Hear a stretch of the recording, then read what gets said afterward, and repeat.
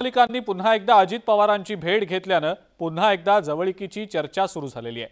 फडणवीसांनी पत्र लिहून सुद्धा अजित पवार मलिकांना भेटल्यानं भाजपनं या भेटीवर नाराजी व्यक्त केलेली आहे, तर विरोधकांनी याच मुद्द्यावरनं सत्ताधाऱ्यांना आता चिमटे काढायला सुरुवात केली आहे।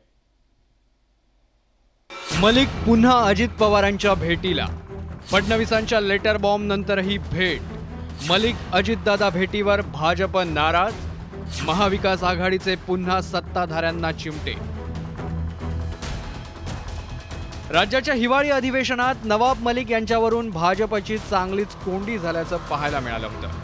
हीच कोंडी फोडण्यासाठी देवेंद्र फडणवीसांनी अजित पवारांना पत्र लिहून नवाब मलिकांना सोबत घेण्यास नकार दर्शवला होता।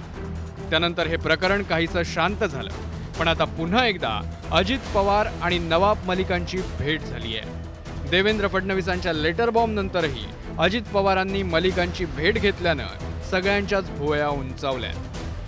देवेंद्र फडणवीस साहेबांनी पत्र लिहून भारतीय जनता पक्षाची भूमिका अतिशय स्पष्ट करून टाकलेली आहे आणि त्यांनी हेही त्या पत्रामध्ये लिहिलेलं आहे की या एका विषयासंदर्भात आम्ही तडजोड करणार नाही।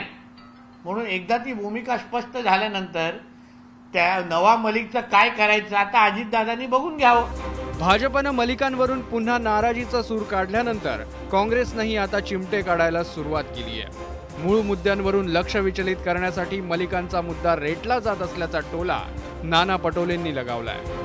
प्रत्येक परिषदेकडून 1000 रुपये गोळा करतील आणि त्यांचे ज्या ऑनलाईन अर्ज गोळा करणाऱ्या ज्या संस्था आहेत बीजेपीच्या त्यांच्याकडे कोट्यावधी रुपये जमा करतील आणि म्हणून हे सगळे मूळ प्रश्न बाजूला सारण्यासाठी नवाब मलिक सारखा इश्यू निर्माण करायचा आणि सगळ्यांना डायव्हर्ट करायचा हा प्रयत्न बीजेपी करते, पण आता लोकांना ते कळलेलं आहे। महायुतीतील मित्रपक्ष आणि विरोधकांनीही मलिकांवरून कान टोचायला सुरुवात केल्यानंतर अजित पवार गट पुन्हा सावध झाला।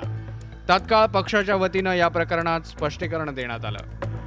नवाब मलिक सुद्धा आले होते, काय त्यांच्याशी काय नेमकं बोलणं झाले? ते आले होते त्यांच्या काही मतदारसंघातील कामाच्या निमित्ताने त्यांच्या जो भेट झाली।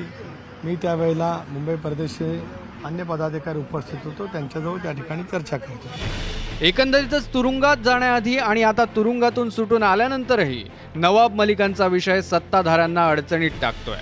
अजित पवार गट मलिकांना त्यांच्यासोबत घेण्यास इच्छुक आहे, पण भाजपच्या विरोधामुळे अजित पवार गटाची कोंडी झाल्याचं पाहायला मिळतंय। त्यामुळे आता मलिकांवरून निर्माण झालेला हा तिढा कसा सोडवला जातो की मलिक असेच अजित पवारांची भेट घेत सत्ताधाऱ्यांना अडचणीत आणत राहतात, हे पाहणं औत्सुक्याचं ठरेल। Bureau report, news 18 Lokmat.